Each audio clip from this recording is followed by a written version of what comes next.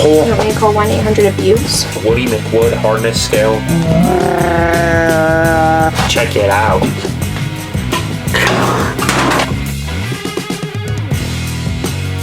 Back in 2019, we spent the year building out our schoolie. After the build was done, we sold our house and traveled for a full year. Following that year of travel, we started to crave building again and getting something 4x4. It's looking good and it's feeling cold versus it's 100 degrees outside. So that's amazing. Especially, we're not even fully insulated yet, so it's gonna be even better.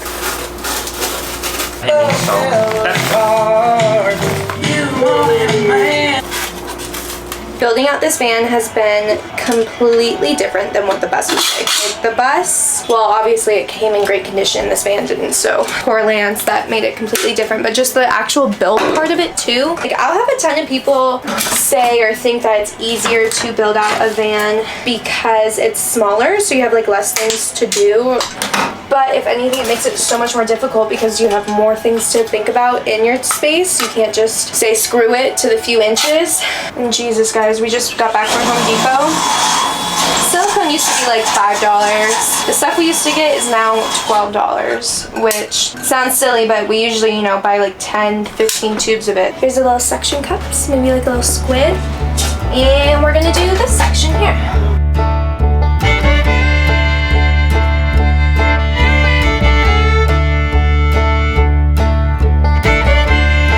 Okay, Lance is done with the front area of the van.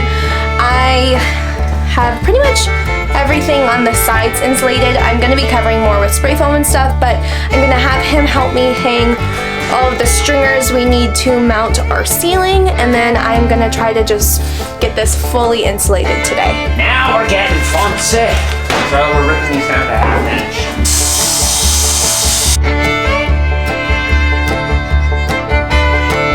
We have a little teeny 1/8 inch strip to belt.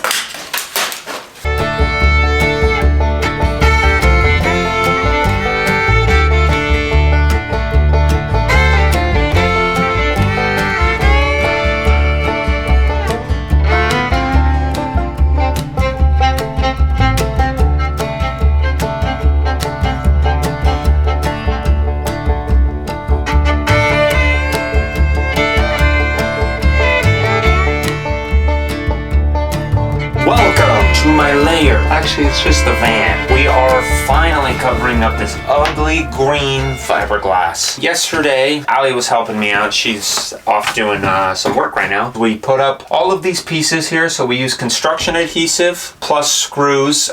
This roof has probably a 3/4 or so spacing from the top to here. Not sure why, I'm guessing structure. What's that allowed us to do is take screws. So these are 3/4 number 10 screws here. And we're screwing up through our wood. This is Douglas fir that we bought in 3/4 by 2.5 inch pieces. And then we ended up cutting them down to 1/2 inch. This is just over 4 feet, so we're doing it in 3 sections. I already actually cut out these pieces and they're ready to go. I just need to get these up, cut out insulation for inside here, and then put that up.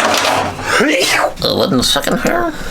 So then this piece of plywood will go like this here. That's why we have these stringers, so we can just screw it in here. And these ones are actually fiberglass resin to the body. And then we added a couple other ones like this that are just construction adhesive, and they should hold well. They're not holding any weight besides just 1/4 inch decorative ply.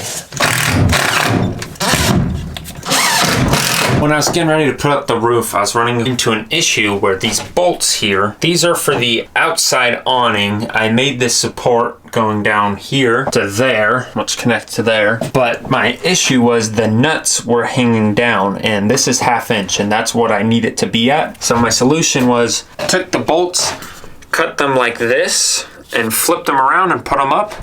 And they work great. So I need to actually make these wires disappear, so you can see how I have it cut like that, so the wires can go through and then they'll route out through the back there and down. Hope you can see this behind me. But over here in this corner, check out this wiring. This is the solar panel wires. Before I did any planning, I knew I just needed to put the wires through the roof, and I chose here, which was good because we ended up putting the awning up and if we put the wires closer that way, it would be interfering with the awning. So anyways, we just run the wires there. These white and black wires are for the fan, but this is the length that they have. For some reason, things that are made in like Asia, China, always put their black as positive and red or like white as negative, which is crazy to me. So what I'm gonna do is go ahead and hook up wires to these, extend them out, probably just run them down and coil them up. So these are 16 gauge here. All of the wire I use is 14 gauge, I believe. Almost everything. I mean, like a fan, it's not pulling much power. On high, it'll pull 60 watts, so 14 gauge should be more than enough. There's definitely some science behind wire thickness, but if you don't know, run thicker wire and you'll be fine. So I have a bunch of different colored wires as well. When I run the rest of the wiring, I'll probably be running like yellows and purples and greens.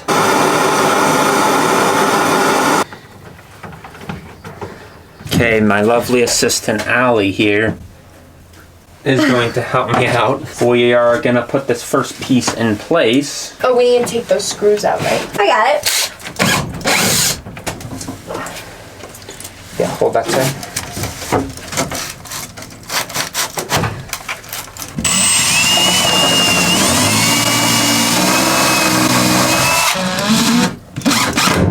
I'm gonna kind of just walk down it.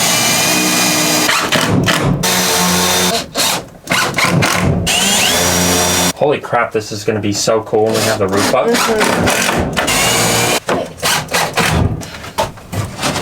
We'll probably take it out and I'll just cut these down real quick.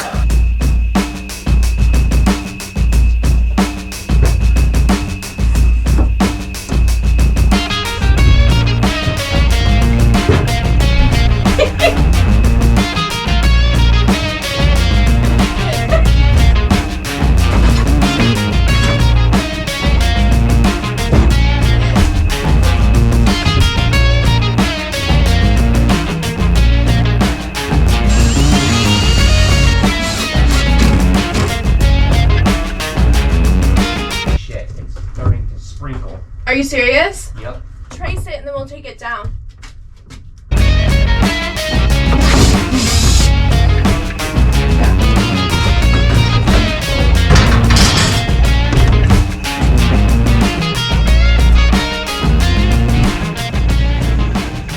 Of course, it started raining right as I climbed up on the roof to trace stuff out. Cool thing about our Max Air fan up there. Sorry, batteries for the regular camera are dead, so there's 4 screws, 2 on this side, 2 on the other side, and the whole thing just comes out. You don't have to take off like the bottom panel or take it out from the bottom or take all of the mounting screws that's like weather seal it out. So I was able to just slide that off, trace it, and then of course the moonroof, the glass just comes out. So we took that out, and now this is what we're working with. You can see my tracing, and there was a bit of a gap. So what I like to do when there's a gap and you can't get your screwdriver flat with the material is I stick my head directly over it, and then I take my pencil and try to keep it from twisting the best I can.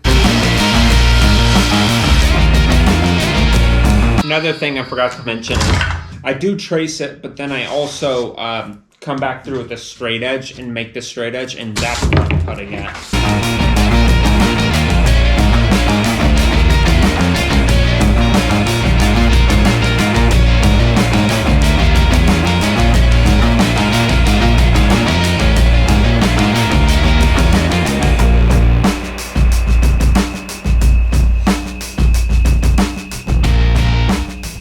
What you just saw me cut here is poplar. We went and picked this up from our local wood store here. What we've been using for just about everything is hickory as far as our hardwoods go. Hickory's an amazing wood. It is ridiculously hard, really pretty in my opinion. I like how tight the grain is. I'll show you. This is a hickory here. So one thing we wanted is we wanted a lighter wood. That's one downside. This piece here is probably like 3-4 pounds, but I mean, there's no marring it with fingers. Like, it's great for facing and cabinets because it can take the abuse. However, for our roof, we wanted something a little lighter. This is poplar, so you can kind of see the difference here. As far as I understand, the guy was saying that this hickory is about an 1800 on the wood hard scale, and this poplar's about 1200. So I just cut this piece and it cut way easier. It was just kind of a delight to work with. I'm gonna go ahead and actually take my little offcut here because this is gonna be 3/4, and I'm gonna put the fence at 3/8. At least try my darndest. I'm gonna try to rip this down and see where we land.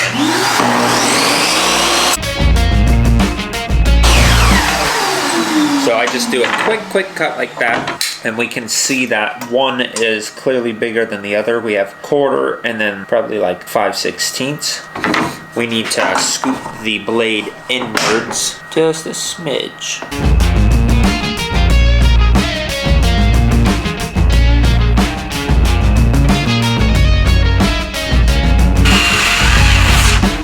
Oh no. We might have to rethink of how thick we make these. So the roof is really getting there. Lance just made the frame for this. But I made it too short. I cut it down to 1/2 inch, which was silly. It should be 3/4. I mean, it's a pretty easy frame to make, and it's just sitting up there right now, so I just need to kind of pull it down. So you can see now the lights will go in between here, and we're having these pretty strips kind of like on the door. So we're starting with this one. We're gonna do both of the lights first. That way they're in and in place, and if we have to make any adjustments of like the gap to hit center here, we can, because these are the most important. Actually, so if we do need to make little adjustments, the lights are dead on. That's why I said, but in a different way. Oh. Lance always interrupts me on these videos, always. Butthole. You want me to call 1-800-ABUSE? I'd like to talk to him about some things. Ow! Call him. We just got this wood in, and the light's clamped in there. And Lance is trying to look for the remote, I think. Oh, that's sexy. With like this espresso color, I think that is so nice. So sick. Babe, that looks so good. So I'm not quite sure where we left you off yesterday, but check out these. This is how it's gonna go with a little more detail. So right now I'm cutting out more of these. These are about 5/16 of an inch thick birch strips. Very similar grain structure to hickory, which we want because we're gonna just leave this raw and everything else is hickory.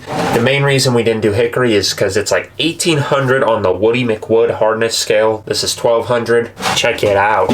I think that's gonna be really nice, like studio lighting almost. Kind of like for filming. I think it really gives nice light, nice ambient light everywhere. And I can see in the camera and it looks really good. I feel like I'm in a coffee shop or like a film studio. If it feels like you want a coffee right now, that's because our theme is all based off of coffee shops.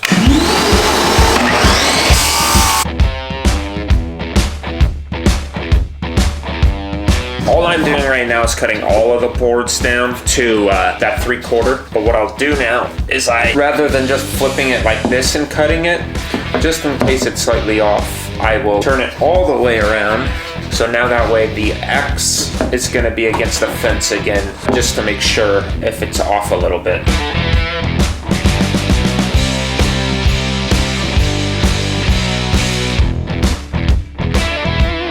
So I made just a wedge here. I'm just gonna put it right there. You'll see when I cut this how much it wants to woo.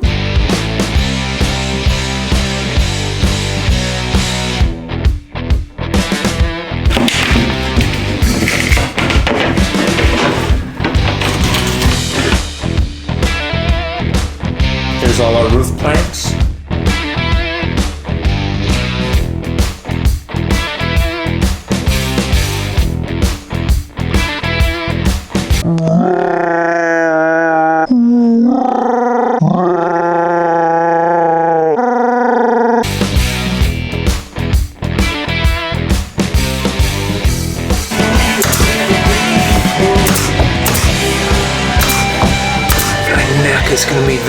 sore. I don't really normally ever like using nails in something moving like a van, because the rattling can potentially shake them out. However, I'm not really concerned about the roof because we are using a ton of wood glue and gluing these pieces up. So the nails are really just placeholders. Allie's working on the area right above the camera right now, which is gonna be actually a storage place, but we're gonna put the plywood on up there. We didn't wanna have to worry about this facing here having to notch out every single one of these boards. So we put the facing up, then butted the wood up to it, and then we'll butt the wood up from the back side. And then we also took down this insulation because 2 steps forward, 1 step back. We're going back because we thought about the blackout curtain that we want for the side windows, and these weren't planned until after we did the roof. And when we did the roof, we put in a stringer here and a stringer here with fiberglass to attach like the upper head cabinets to. But we ended up deciding that we want something to slide out from behind the cabinets to be the blackout curtain, basically. So it'll be like 1/4 inch plywood with a handle that will slide out, and it's actually truly just blacked out. Good job, Allie. Gotta cut that tree down. Whoa! Bad news. The lights are broken. I pulled on them today like this and pulled them down, and I must have messed up a connection. I cut this piece out of the roof. Originally I cut this size here, and I needed to widen it by pretty much like 1/2 inch or 3/4. And coincidentally, it is a perfect template now for the moonroof. I have this piece of hickory here I cut out from this big board. They were connected, and then I trimmed it down so that way I can try to save wood. And my thinking is, you can see it has an angle there. This piece here is pretty perfect for the length, and then on this side I should be able to get 2 out this way.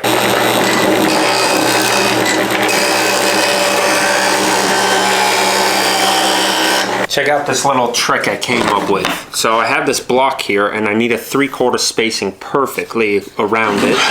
So I found that if I do, this is a mechanical pencil plus a 1/2 inch plus a 1/4 inch piece of plywood, perfectly spaces the pencil mark at 3/4.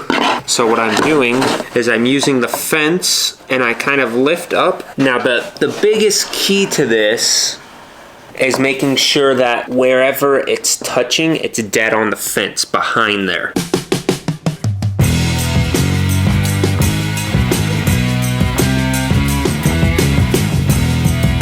So it's definitely gonna need a good amount of sanding work.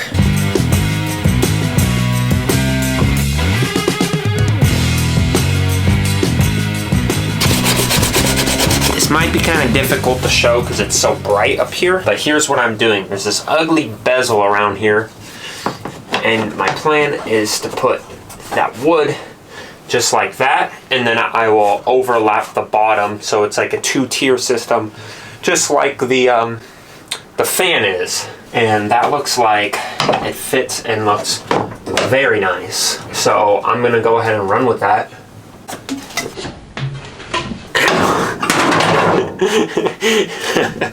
My finger slipped off. It smacked me right in the face. Let me show you this cool trick that's kind of all over the internet, but maybe you haven't seen it yet. We're gonna use some super glue. This is Gorilla Glue, and what I've learned is Gorilla Glue actually likes moisture to dry. I'm just gonna damp this up here, get this nice and damp. I made this template by hand. Well, it's not a template, it's the actual piece. And I flipped it over and traced it out on here. So it's a mere copy now. And what I'm gonna do here is super glue these 2 pieces together. So I cut one a little proud of the other. The one I'm gonna try to copy right now. So that way I can take a flush trim and just flush trim router this whole thing.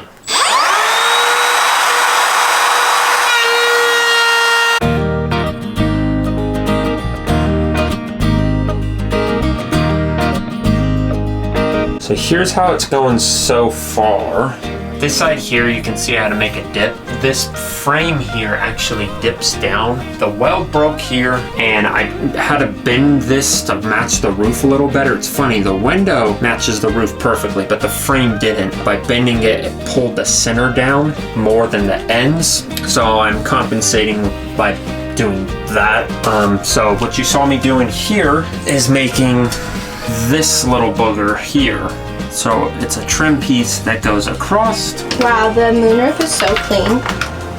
It's like you can. It's like it's not even there. So we got a lot going up. The roof's pretty close to done. This trim work I need to sand down because like this piece here and these pieces are different. So these seams need to be sanded down to be level. But it's looking really, really good. I'm super happy with it. I just made this cute little piece here. Making this guy for back here. Continue the flow of the schmo. Holy shit, that looks good.